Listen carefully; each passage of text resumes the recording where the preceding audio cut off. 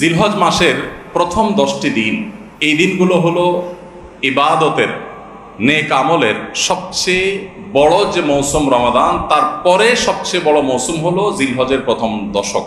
ইবাদত এবং নেক আমলের জন্য আল্লাহ সুবহানাহু ওয়া তাআলা আমাদেরকে কিছু মৌসুম দিয়েছেন, কিছু সিজন দিয়েছেন। এই সিজনগুলোর মধ্যে থেকে সবচেয়ে বড় ইবাদতের মৌসুম বা সিজন কোনটা? রমজান মাস।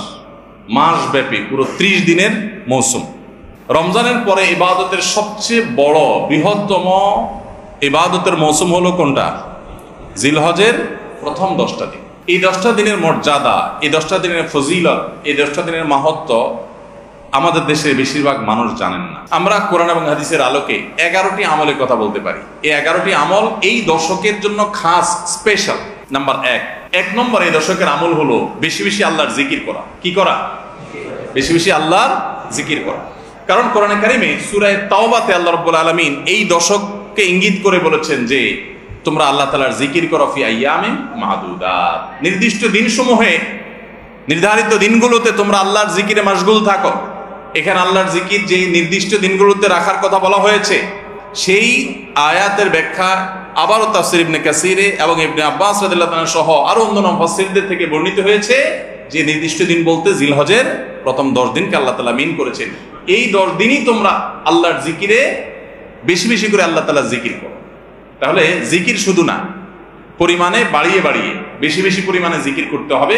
এই দশকে আল্লাহ তাআলার স্মরণ অন্তরে হবে, মুখে আল্লাহ তাআলার জিকির চলবে, কাজের মাধ্যমে জিকিরের আমল চলবে, অন্তরের স্মরণের মাধ্যমে, মুখে জিকিরের মাধ্যমে।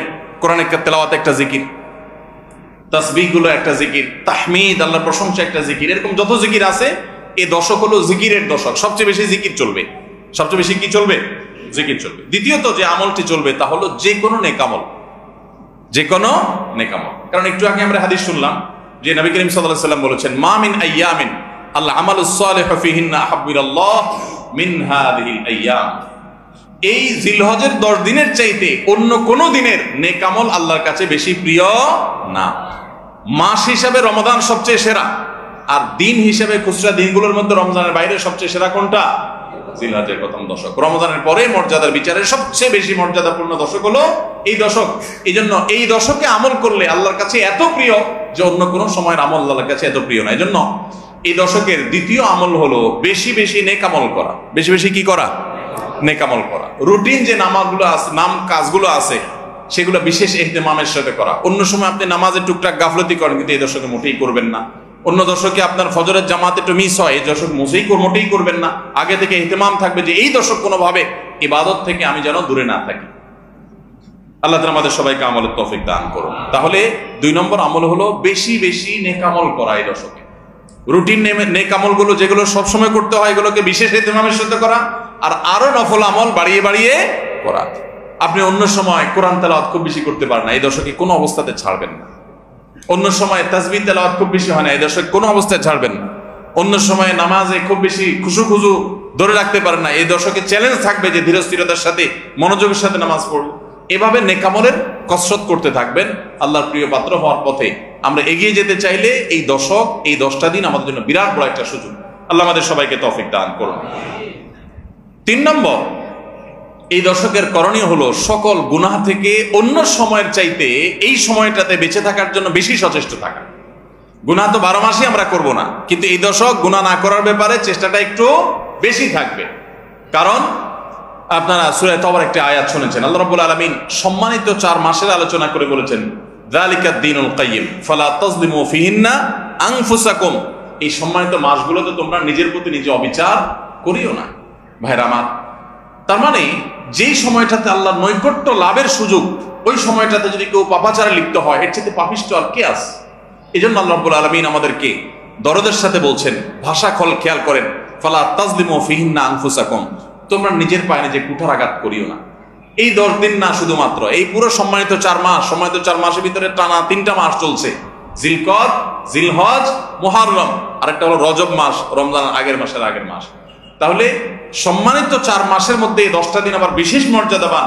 অতএব এই আয়াতটা এখানে আরো বেশি ফিট হবে, অর্থাৎ পাপাচার থেকে বাঁচার জন্য আলাদা কসরত থাকবে। অন্য সময় আমি গুনাহের কাজ করলেও এই দশকে কোন অবস্থাতে আল্লাহর নাফরমানি করব না। আল্লাহ আমাদের সবাইকে বেঁচে থাকার তৌফিক দান করুন। ভাইরা আমার, তাহলে 3 নম্বর আমল আমরা পেয়ে গেলাম। 4 নম্বর আমল হলো যাদেরকে আল্লাহ তাআলা সামর্থ্য দিয়েছেন তারা হজ করবেন। এই দশক হজের আমলের মাস, আমলের দশক, এই দশকেই তো হজ হবে। অতএব যাদের তৌফিক দিয়েছেন আল্লাহ তাআলা তারা কি করবেন? হজ করবেন। এটা এই দশকের আমল। এটা হলো 4 নম্বর আমল। 5 নম্বর আমল হলো যাদেরকে আল্লাহ সামর্থ্য দিয়েছেন তারা এই দশকে কোরবানি করবেন। কারণ কোরবানি এমন একটা আমল, নবী করিম সাল্লাল্লাহু আলাইহি সাল্লাম মদিনা হিজরত করেছেন, এরপর থেকে প্রতি বছরে তিনি কি করেছেন?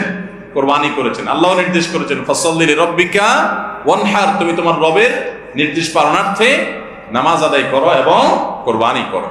তো এই জন্য ঈদুল আজহা অর্থাৎ এই জিলহজের প্রথম দশকের শেষ দিন অর্থাৎ 10ম দিনে কোরবানির আমলটা করা, এটা যাদের সামর্থ্য আছে তাদের জন্য প্রযোজ্য। এই দশকের একটা আমল হলো কি করা? কোরবানি করা। কয়টা আমল গেল? 5টা।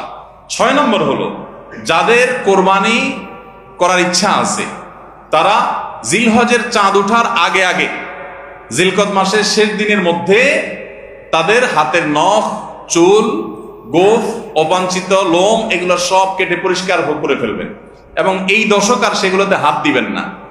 কোরবানি করে তারপরে সেগুলো পরিষ্কার করতে চাইলে করবেন, এই দশকে আর হাত দিবেন না। নবী সাল্লাল্লাহু আলাইহি ওয়াসাল্লাম বলেছেন মান আরাদা আন ইউদাহিয়া ফালা ইয়াখুয মিন শা'রিহি ওয়া আযফারিহি শাইআ, যে ব্যক্তি কোরবানি করার এরাদা করেছে, নিয়ত করেছে, সেই জন্য তার চুল, নখ এগুলো না কাটে ওই 10 দিন। জিলহজের চাঁদ উঠছে আর কাটবেন না, চাঁদ উঠার আগে আগে কেটে ফেলবেন এবং কোরবানির পরে যায় কাটবেন, এই 10 দিন বিরত থাকা। তবে অন্য আরো বিভিন্ন রেওয়ায়াত থেকে, বর্ণনা থেকে বোঝা যায় যে এই আমলটা শুধু যিনি কোরবানি করবেন তিনি নন, যিনি কোরবানি করবেন না, কোরবানি করার সামর্থ্য নাই, তিনি এই আমল করতে পারেন, তাহলে আল্লাহ তাআলা তাকে কোরবানি করার সওয়াব দান করবেন। এমনকি কোন কোন সালাফ, কোন কোন সাহাবী থেকে আমলও বর্ণিত আছে যে বাসার বাচ্চা কাচ্চা যারা আছে তাদেরকেও এই দশকে চুল, নখ ইত্যাদি কাটতে নিষেধ করেছেন। তাহলে চুল, নখ ইত্যাদি কাটা থেকে বিরত থাকা এই 10 দিন, আগে কাটা এবং পরে কাটা, এই 10 দিন না কাটাকাটি না করা, এটা একটা মুস্তাহাব আমল এবং প্রায় সব ফুকাহায়ে কেরাম এই ব্যাপারে একমত হয়েছেন। মাওসুআ ফিকহিয়া কুয়েতিয়া